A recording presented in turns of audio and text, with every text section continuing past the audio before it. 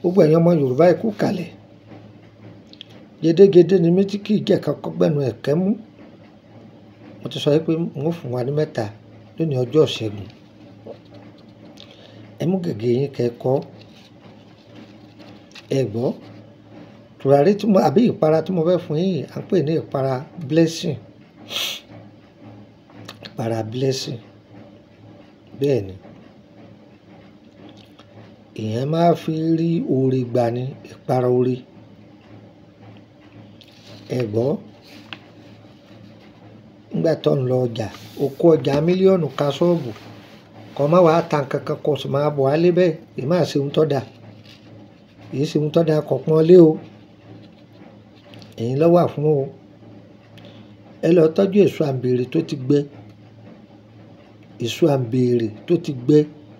Ẹ kó sọ́lọ. Ewé ọ̀là tó dá.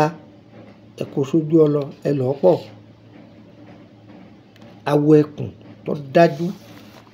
Ẹ má jẹ́ wọ́n fún yín ní awọ àmọ̀tẹ́kùn o. Awọ ẹkùn gangan leopard. Òun ni ẹ jẹ́ kẹ́rí pé àrídájú rẹ̀ ni wọ́n fún yín o. Ẹ jẹ́ kó fẹ̀ tó báyìí. Ẹ jẹ́ kó fẹ̀ tó báyìí. Dédé ẹ lè rà tó dédé bisikì. Kásà pé ojú ìdérí ọtí bíi méjì òtítọ́. Torí rondorondo bí ojú ṣúgà ni wọ́n máa ń gé. Ẹ jẹ́ kó tó dédé ìdérí ọtí, ìdérí Pepsi bíi méjì òtítọ́. Torí awọ ẹkùn kò yí sì láti rí o. Ẹ lọ awọ ẹkùn yóò kúnná. Ẹ lọ papọ̀ mọ́ àwọn fámílì rẹ̀. Ẹ wá wá tàǹgìrì. Ẹ ha gbogbo ara tàǹgìrì dáadáa. Ẹ ha gbogbo ara tàǹgìrì tó kajé ni o. Èwo ni wọ́n máa ń pè ní tó kajé tí funfun ara rẹ̀ tó fín, tó funfun dáadáa, tó yọ jáde síta dáadáa. Ẹ ha gbogbo ẹ̀. Ọyẹ́ ẹ lọ gbogbo ẹ̀ pọ̀.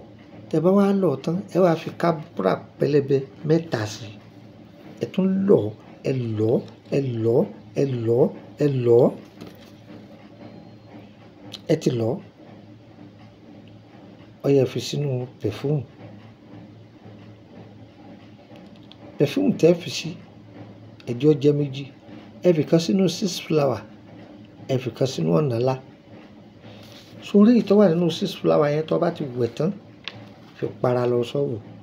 Sórí èyí tó wà nínú ọ̀nàlá yẹn, ẹ bá ti dé ibi iṣẹ́ yín, ẹ máa fi kẹ́sì fi wọ́n gbogbo ṣọ́ọ̀bù lọ́ta. Ẹ fi wọ́n ṣọ́ọ̀bù wọnú ilé wá. Ọmọ ìyá mi, ó rí tí ẹ ṣe. Gẹ́ńjà ó sì ń kankan. Sọ̀rọ̀ ẹ̀yin tó jẹ́ pé ẹ̀ ń ta aṣọ. Tẹ́ ẹ máa ń fi ọwọ̀ tàbí ìrùkẹ̀rẹ̀ gbọn igbá. Ẹ ra ọwọ̀ tuntun tẹ́ ẹ fi gbálẹ̀. Ẹ wá ro iṣẹ́ yẹn sí. Ẹ ro iṣẹ́ yẹn sí bí orí ọwọ̀ yẹn kó wọnú ọwọ̀ yẹn. Kẹ́ ẹ máa fi gbá. Kẹ́ ẹ máa fi gbọn ṣọ́ọ̀bù yín. Ọmọ ìyá mi, ó rí tí ẹ ṣe. Ìní sọ fún ọ jù bẹ́ẹ̀ lọ. Gba nọ́mbà yìí o mọ́dọ̀. +2348032983298. Èmi ò polówó fún ọ. Mo yọ̀ǹda rẹ̀ ni. Àárẹ̀ ara tí ń ṣe ọ́ tí ò jọ ta ògùn rẹ̀ mo fún ọ. Lọ lè lò. Kò sì jókòó ti gbá rẹ̀. Kò yé dìde kí fòfòfò. Kò yé dìde kí fòfòfò. Ọ̀gbọ́, jókòó ti gbá rẹ̀. Jókòó ti gbá rẹ̀. Tó bá jókòó ti gbá rẹ̀ ọ́ tà. Tó o máa rojọ́ ẹlẹ́jọ́. Tí ẹ ṣe pé wọ́n ni mọ́gàjí ẹjọ́ ẹlẹ́jọ́. Wọ́n ni wọ́n máa kẹ́jọ́ wá bá. Tó bá ti lo ohun tí mò ń wí yìí, ó rí tí ẹ ṣe o. Agbára Ọlọ́run. Gbogbo ẹni tó bá lò kò ní bòdì lára yín o. Ẹ lọ ṣe. Mo kà á fún yín tó pé. Ṣùgbọ́n ẹ̀yin náà fi ṣe sàárà. Èèyàn 10 ni, 20 ni. Ẹ há fún wọn. Wọ́n ṣàdúrà fún yín. Àwa ta fún yín à fi sáhun. Ìwọ náà má fi sáhun. Ìwọ náà pín. Ó ṣe jẹ́ gbogbo ẹni tó bá lò kò ní bòdì lára yín. Yóò jẹ́ fún yín. Agbára Ọlọ́run. Ohun tí ìpara tí mo rárá fi lẹ̀ yìí, owó ribiribi. Àwọn tó bí wa máa gbà lórí ẹ̀. Torí pé dán wò ló bí ìyá ọ̀kẹ́rẹ́. Ògúndáre ni bàbá wọn. Ẹ dán wò. Ẹ sì dúpẹ́ fún Ọlọ́run. Agbára Ọlọ́run. Ọ̀yá, mú gègé rẹ̀ kọ nọ́mbà yìí lẹ̀. +2348032983298. +2348032983298. Gbà kan sí. +2348133155111. +23481 133 155 111. Tó bá pe nọ́mbà méjèèjì yìí tí ò lọ, mi ò sí lórílẹ̀‐èdè Nàìjíríà ni. Ẹ bá mi sọ̀rọ̀ lórí WhatsApp méjèèjì, èyí sì dá yín lóhùn. Torí oní 3298 yẹn hotline mi gangan nìyẹn.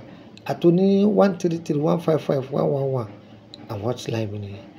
Ẹ jẹ́ fún yín nọ́mbà orílẹ̀‐èdè Benin +229 5465 1928 +229 5465 1928 +229 5465 1929. Èèyàn mẹ́rin ni nọ́mbà yìí wà fún o. Láì tí rẹ̀ kọ́ gbọ́. Kó tó pè mí, tẹ̀lé instruction, rule and regulation mi, follow rẹ̀. Ìwọ tí o fẹ́ join WhatsApp group tó jẹ́ private, o lè pè mí pé ìwọ fẹ́ wọbẹ̀. 10,000 naira ni, ó ti kúrò ní 5,000. Àwọn tó wà láti Kútọ́nù lọ, dí mi ni.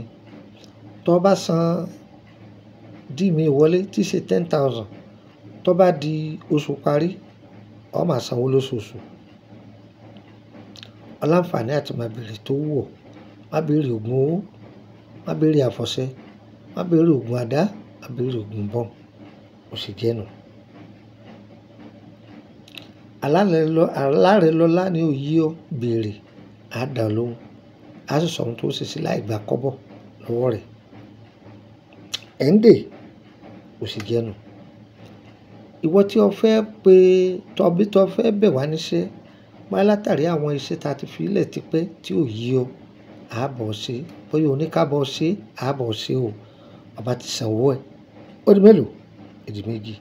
Ẹlẹ́ẹ̀kẹta, ìwọ tó fẹ́ béèrè nípa ìrìn àjò ayé rẹ o. Ọ̀rọ̀ bá wọ́ lókè, àìwò nísàlẹ̀ ni. Ọlọ́run fi yé wa díẹ̀, á sì dán lóhùn, ó dúpẹ́. Ọ̀fẹ́ kọ́ o, ó sanwó ni. Ó di mẹ́ta. Ẹlẹ́ẹ̀kẹrin, ìwọ tó fẹ́ ra bóyá ohun táǹtà, bóyá bí àpòrò ọ̀fà ni, àtúndè ni, ẹ̀yọ́nú ni, tùràrí ni, àìmọye nǹkan la lè sọ síta. Ìwọ tí diabetes ń ṣe ni, ìwọ tí jẹ̀dí ń ṣe ni, ìwọ tó lè mẹ́ja nísàlẹ̀ odò lábẹ́ ìyàwó rẹ̀ dáadáa ni, ṣàlàyé fún wa. Ìtọ́jú àrùn ara, ẹ kàn sí wa. Ẹ kàn sí wa, àwa kọ́, Ọlọ́run ni. Èèyàn mẹ́rin tí nọ́mbà mi wà fún nìyẹn. Ìwọ tó bá ti sí lára èèyàn mẹ́rin yẹn, rọra sẹnu ẹ kẹ́mú. Níbo lọ́dọ̀ mi? Ní Nàìjíríà. Ìwọ tó bá ti dé Ìkòròdú garage, kọ wọ mọ́tò tí ń lọ sí Báyékù. Oníwọ̀ bọ́lẹ̀ ní Emily bus stop, Emily Street, number 50, Ẹgbẹ̀lẹ́ lọ́yà. Ìyẹn dúró bẹ́ẹ̀. Ní orílẹ̀-èdè Benin, ní Kútọ́nù, níbi kòtè Túndé Motors, ibi títí ń ta mọ́tò, lẹ́yìn ọjà Adégàkàn, bẹ́ẹ̀ ni ọ̀dọ̀ mi. Mo bá bí rọ́ṣẹ̀ kan àbọ̀ sí, ẹ̀yin ará Benin, ẹ máa pè mí, màá ti wà ńbẹ̀. Yọ̀yẹ̀ wá o, kò ní yẹ̀ ẹ́ lẹ́ o. Òjò kì í rọ̀ kó tà sí ilẹ̀. Olóore yín, olóore mi, olóore yín, olóore mi, kò ní tà sí wa o. Iyọ̀ ní gbogbo wa, Ọlọ́run ní yọ ọwọ́ wa kúrò ní lágbo adára fún wa o. Ire o, ire.